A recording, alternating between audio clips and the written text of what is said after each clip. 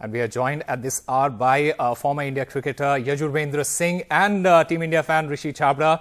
Yajurvendra Singh, let me start by asking you this. And let me address the elephant in the room. India playing two back-to-back matches on 2 days in 24 hours. Is it about maximizing broadcasting profit? And if it is, how important is it to maximize this broadcasting profit and risk players' health? Because what we saw yesterday might have been a result of that. Rohit Sharma suffering a back spasm.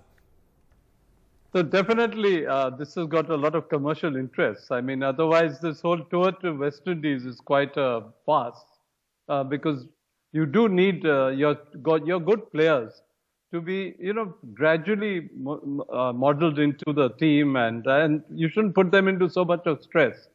I think after this Zimbabwe, then they come here, they are going to play the Asia Cup.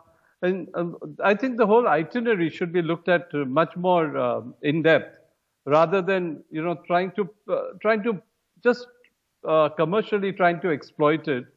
I guess money plays a part as well, because BCCI and all the other, this is not the BCCI so much as giving finances to the other ICC countries like West Indies and Zimbabwe. So I think it's a goodwill gesture which we are doing, and I don't know, only thing is we are stressing our players excessively. Let me ask this question to Anees Sajan as well. Anees Sajan, what is it about two matches in 2 days? Is it good for cricket? What is happening here? Well, let's be very honest. If you ask to play 2 days in cricket in 2 days' time and such hectic cricket, it's not good for the body. Your body is not a machine. It's going to break down eventually. Not with what happened with Rohit Sharma. I'm just saying that in a matter of time, anybody would break down. Not everybody is a so-called Virat Kohli, but even he wants a break. That's a different thing. He wants a break for his form or whatever it is, but the body needs a break. Right.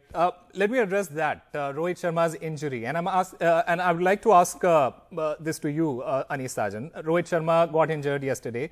If he sits out, we'll go into the Asia Cup with the likes of KL Rahul and Virat Kohli and Rohit Sharma out of match practice. Is this ideal for Team India in a tournament like the Asia Cup? Not at all. And I'm not only worried about the Asia Cup. You want your squad, which you have in mind, which will be picked for the Asia Cup, which is going to play the World Cup, to be ready and playing together. Okay, then an injury happen after that you can't do anything about it.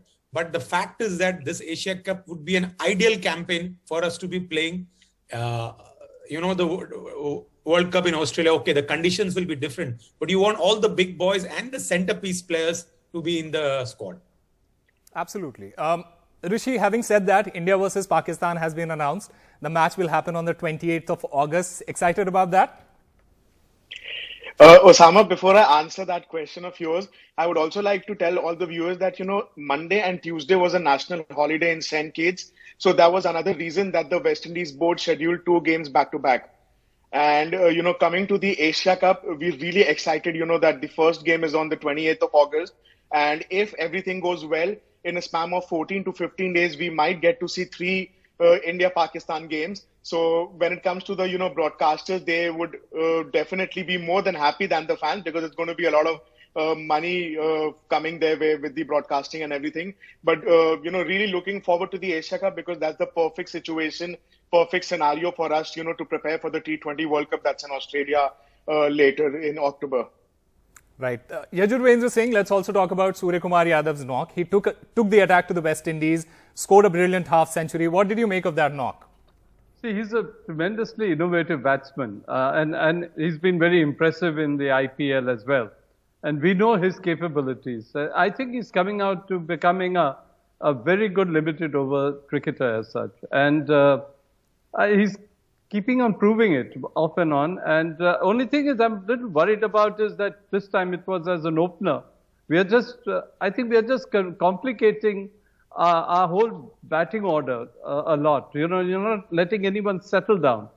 So, I mean, he's going to be a part of the T20 squad, definitely.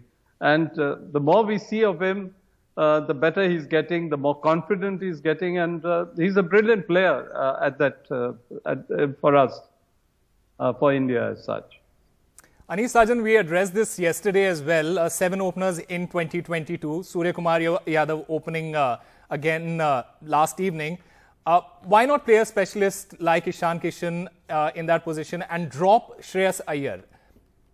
I have no answer for this, Usama. To be very honest, we understand that KL is injured, so that's the reason he's out. But Rohit Sharma had his other players, except Virat Kohli, who would be a part of the squad. So why not try those players and give them enough games going into the World Cup? You don't want to put players into that big World Cup with 5, 6, 10 games. Okay, you're talking about IPL games, but playing for the national team is a total different kettle of fish, as we saw in last year's World Cup. So this baffles me, and I'm surprised whether they are hiding Ravi Bishnoi or they just don't want to expose him. They don't want to play him. I'm sorry. So Ravi Bishnoi is your, I would say, trump card going into the World Cup. Okay, Yuzvendra Chahal is your main spinner, but he's your guy who will get you the wickets after Bumrah. That's what I'm trying to say. That's absolutely. I'm surprised why they're not playing Ishan Kishan, or to the fact that Rohit Sharma spoke highly about Sanju Samson, that he's my player who will play the bouncing ball well in Australia, but he's not playing.